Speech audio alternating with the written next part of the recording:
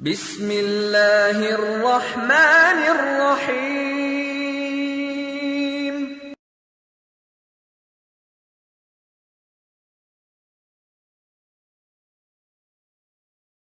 اعوذ باللہ من الشیطان الرجیم، بسم اللہ الرحمن الرحیم۔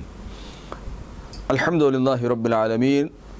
والصلاة والسلام علی اشرف الانبیاء والمرسلین وعلی اہل بیتہ الطیبین الطاہرین المعصومین المظلومین،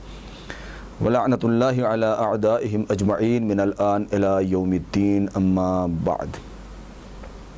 ناظرین کرام، میں آپ کی خدمت میں آج جس موضوع کے ساتھ حاضر ہوا ہوں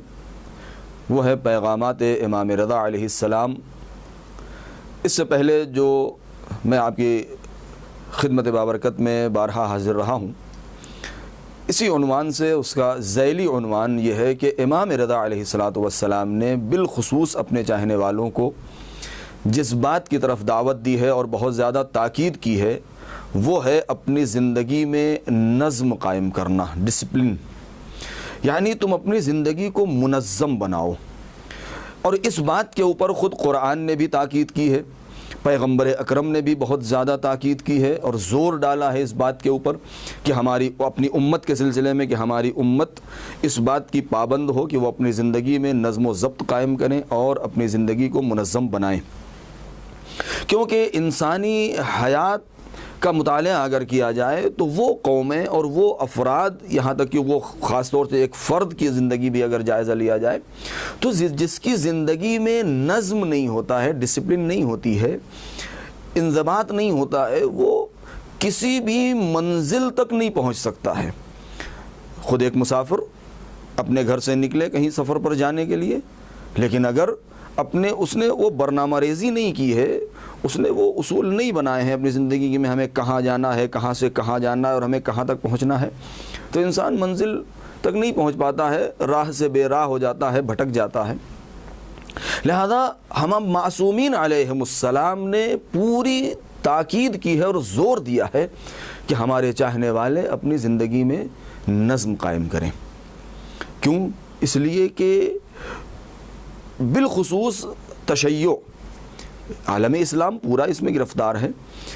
اگر ہم ذرا غور کریں آج کے ان حالات کے اوپر، میں چاہتا ہوں کہ صرف ایک جملہ یہاں پر نقل کروں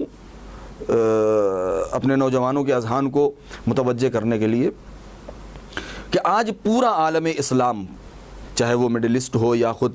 یورپ کی سرزمین ہو یا کہیں بھی ہو، ایشیا کے کسی بھی علاقے میں آپ دیکھیں، جہاں بھی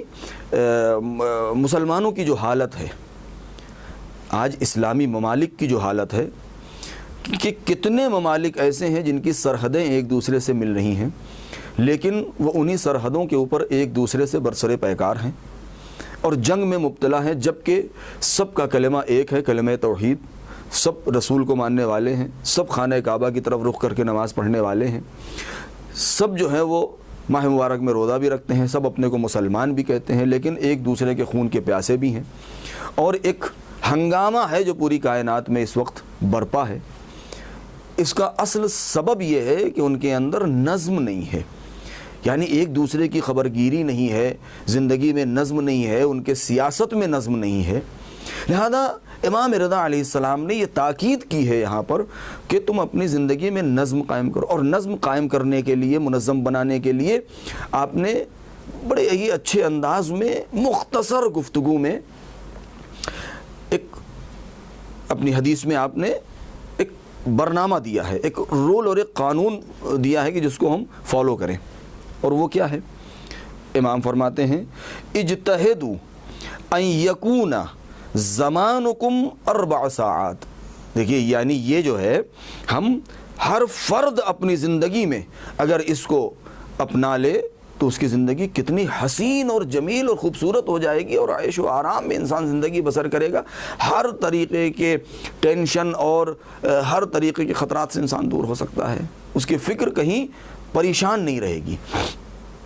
اور وہ کیا ہے کہ اجتہدوا ان یکون زمانکم 4 ساعات،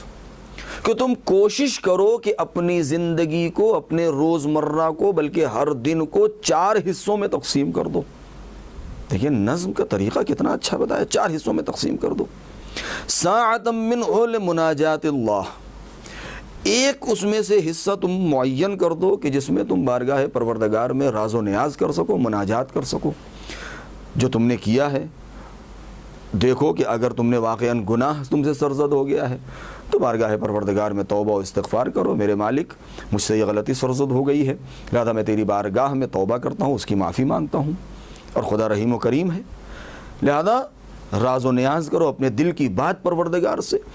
کیونکہ اس پوری دنیا میں تنہا ذات خدا کی ہے کہ جس کے کوئی چیز چھپی ہوئی نہیں ہے. لہذا سب سے بہتر یہی ہے کہ انسان اپنے سارے راز اور اپنے دل کی بات اپنے پروردگار سے رکھ دے، کے سامنے رکھ دے اور بیان کر دے. ساعۃ منہ لمناجات اللہ، خدا سے مناجات کرو. مناجات یعنی نجوا. نجوا کے معنی کیا ہیں؟ دیکھیے نجوا کہتے ہیں جس کو یعنی کسی سے دھیرے سے کان میں کوئی بات کہنا، یعنی تم گوشہ تنہائی میں اپنے پروردگار سے دھیرے سے اپنے دل کی ساری باتیں کہہ دو اور وہ پروردگار سنتا ہے. وساعۃ لامر المعاش، ایک حصہ اپنی زندگی کا رکھو اپنے شب و روز میں سے کہ جو تم اپنے اقتصادیات کے اوپر، معاشیات کے اوپر، کہ جہاں تم رزق حلال کماؤ، بازار میں جاؤ، وہاں پر کوشش کرو، سعی و تلاش کرو تاکہ تمہارے بال بچوں کا پیٹ بھر سکے، تم اپنے والدین کی خدمت کر سکو، اپنے اہل و عیال کی پرورش کر سکو، ان کی تعلیم کے اوپر فکر کر سکو، اور ان کے وسائل اور ان کے زندگی کے سارے وسائل اور ذریعے تم فراہم کر سکو. لہذا دوسرا حصہ لامر المعاش. تیسرا حصہ وساعۃ لمعاشرۃ الاخوان، اور تیسرا حصہ ایک ایسا وقت بھی تم اپنی زندگی میں رکھو، بہت اہم ہے. دیکھیں شروع کے جو 2 حصے ہیں وہ بھی بہت اہم ہیں. لہذا یعنی کیا مطلب؟ یعنی تم خدا سے غافل نہ ہو جاؤ، خدا کو ہر وقت اپنے ذہن میں رکھو اور اس سے راز و نیاز کرنے کے لیے ایک وقت معین کرو. امرار معاش کے لیے بھی کوشش کرو، تلاش کرو رزق حلال کمانے کے لیے. لیکن یہ جو اہم ہے دیکھیے کہ وساعۃ لمعاشرۃ الاخوان، تم اپنے بھائیوں کے ساتھ اٹھنے بیٹھنے کے لیے اور ان سے ملاقات کرنے کے لیے بھی ایک وقت معین کرو. ایسا نہ ہو کہ تمہارے دوست احباب اور تمہارے بھائی اور رشتہ دار اعزاء و اقارب یہ کہیں کہ اما وہ تو اتنے بزی ہیں کہ ان کے پاس تو ملاقات کے لیے ٹائم ہی نہیں ہے، اور آپ ہر وقت کہیں کیا کریں، مشغول ہیں اور دنیا ہے اور فلاں ہے. نہیں، اس کے لیے کوشش کرو کہ دوستوں کے ساتھ اٹھنا بیٹھنا، ان کی مجلسوں میں شرکت کرنا، اپنے یہاں ان کو دعوت دینا، ان کی دعوت پر لبیک کہنا، ان کی خبر گیری اور احوال پرسی کرنا. والثقات، کہ جو تم کو اپنا معتمد مانتے ہیں، جو تمہارے اوپر بھروسہ کرتے ہیں، جن کے اوپر تم بھروسہ کرتے ہو. والذین یعرفون عیوبکم،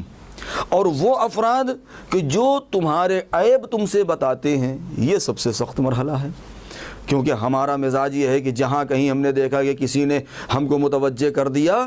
کہ آپ کے اندر یہ خامی ہے، فوراً ہم برہم ہو جاتے ہیں اور اس سے لڑنے کے لیے تیار ہو جاتے ہیں، اور اس کے 1000 برائیاں نہ بھی ہوں تو زبردستی بنا کے اس کے سامنے رکھ دیتے ہیں کہ تم اپنے گریبان میں منہ ڈال کے دیکھو اور جھانکو کہ دیکھو تم چلے ہو ہماری نہیں، یہ اخلاق نہیں ہے شیعوں کا. شیعوں کا اخلاق یہ ہے کہ تم اس سے خوش ہو اور ایک وقت اپنا معین کرو ان افراد سے ملنے جلنے کے لیے جو تمہاری برائیوں کی طرف تمہیں متوجہ کرتے ہیں.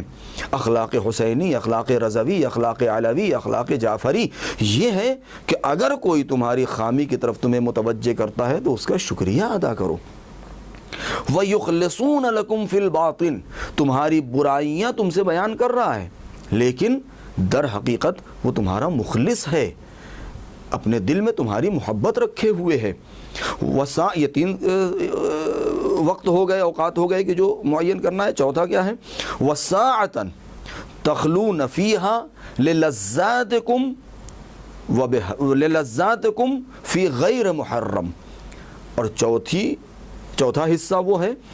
کہ جس کو تم معین کرو کس لیے؟ تاکہ غیر حرام یعنی حلال لذات جو ہیں اس کو تم حاصل کرو. یہ غیر حرام لذات کیا ہیں؟ یہ غیر حرام لذتیں کیا ہیں؟ حلال لذتیں مزاح المؤمن، یعنی مومن سے مزاح کرنا، کسی کے دل کو خوش کرنا، دوسروں کے ذریعے سے اپنے دل کو خوش کرنا. وہ حلال چیزیں جو پروردگار عالم نے رکھی ہیں جس کے ذریعے سے تم کو مزہ ملتا ہے، لذتیں حاصل کرتے ہو، اس کو گھومنا ٹہلنا، بازار میں نکلنا، پارکوں میں جانا، جنگلوں میں جانا. مناظر قدرت کو دیکھنا، اور پروردگار عالم نے تمہارے لیے تمہاری ازواج کو خلق کیا ہے لتسکنوا الیہا، تاکہ تمہیں ان کے پاس سکون ملے۔ لہذا یہ وہ ساری چیزیں ہیں جو لذات حلال ہیں، لہذا ایک وقت اس کے لیے بھی معین کرو۔ پھر اس کے بعد امام کیا فرماتے ہیں؟ وَبِهَذِهِ السَّاعَةِ،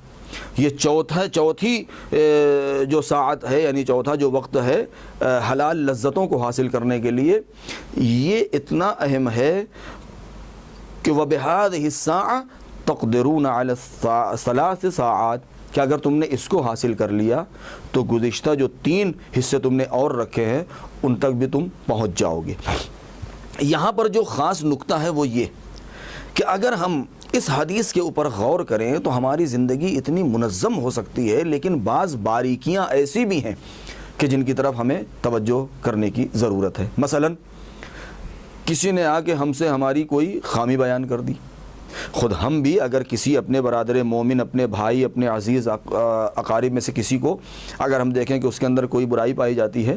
تو اس کا طریقہ یہ نہیں ہے کہ ہم ملأ عام میں اور مجمع عام میں سب کے سامنے کھڑے ہو کر کے کہہ دیں کہ تمہارے اندر یا آپ کے اندر یہ برائی پائی جاتی ہے اور اس کو ذرا جلدی سے جلدی ختم کیجئے۔ نہیں، اس کا بھی ایک طریقہ ہے کہ ہم بڑے ہی اچھے انداز سے اس کو اس کی برائی کی طرف متوجہ کر دیں۔ کیوں؟ ممکن ہے کہ وہ اس بات کی طرف متوجہ نہ ہو، کبھی اس نے اس بات کی طرف غور نہ کیا ہو، ممکن ہے کہ اس کی ایک عادت بن گئی ہو۔ لہذا ہمارے اوپر ضروری ہے امام کی اس حدیث کی روشنی میں کہ ہم اس کی برائی کی طرف اس کو متوجہ کریں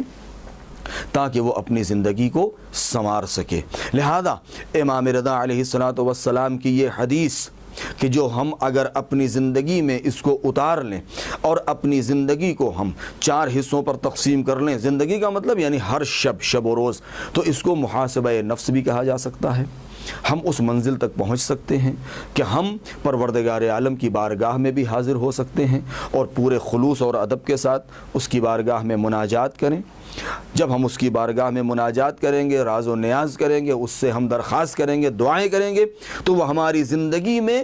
برکات ڈال دے گا، اور برکتیں پروردگار عالم ہی دیتا ہے، ہمیں نیک کام کی توفیق عطا فرمائے گا۔ اور یہی سبب بنے گا کہ جب ہم دوسری گھڑی میں یعنی دوسرے ساعت میں کہ جب ہم امرار معاش کے لیے، تحصیل رزق کے لیے ہم گھر سے باہر قدم نکالیں گے تو ہمارے قدم راہ حلال پر جائیں گے، ہمیں رزق حلال ملے گا، پروردگار عالم ہمارے رزق میں بھی برکت عطا کر دے گا، اور جب ہم اس منزل میں پہنچ جائیں گے تو پھر وہ حصہ بھی ہمارا بہت روشن ہو جائے گا کہ ہم اپنے دوست، احباب، اعزاء، اقارب جن کے اوپر ہم بھروسہ کرتے ہیں، جو ہمارے اوپر بھروسہ کرتے ہیں، ہم ان سے ملنے جلنے کے لیے وقت نکالیں گے، اور جب ہم ان کے لیے ایک مجلس کو تشکیل دیں گے، ایک جلسہ رکھیں گے اور بیٹھیں گے، تو وہاں پر اہل بیت علیہ السلام کا ذکر بھی ہوگا، دین کی باتیں بھی ہوں گی، ایک دوسرے کی خبرگیری بھی کریں گے۔ ہمیں معلوم ہوگا کہ ہمارے خاندان میں،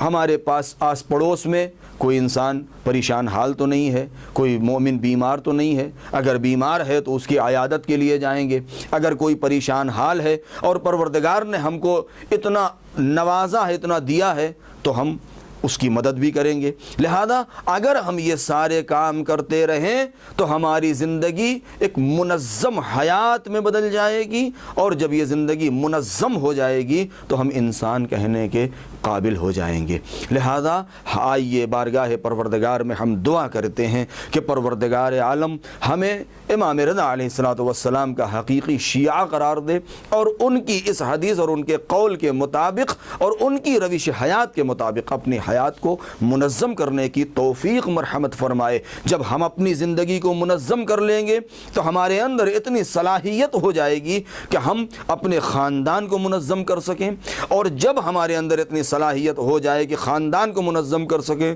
تو پھر ہم شہر کو منظم کر سکتے ہیں، اور جب شہر کو منظم کر سکتے ہیں، یعنی خلاصہ کلام اگر ہر انسان اپنی زندگی کو منظم کر لے تو یہ پوری دنیا خود بخود منظم ہو جائے گی، اس میں ایک نظم قائم ہوگا، ظلم کا خاتمہ ہو جائے گا، عدالت قائم ہو جائے گی۔ والسلام علیکم ورحمۃ اللہ وبرکاتہ۔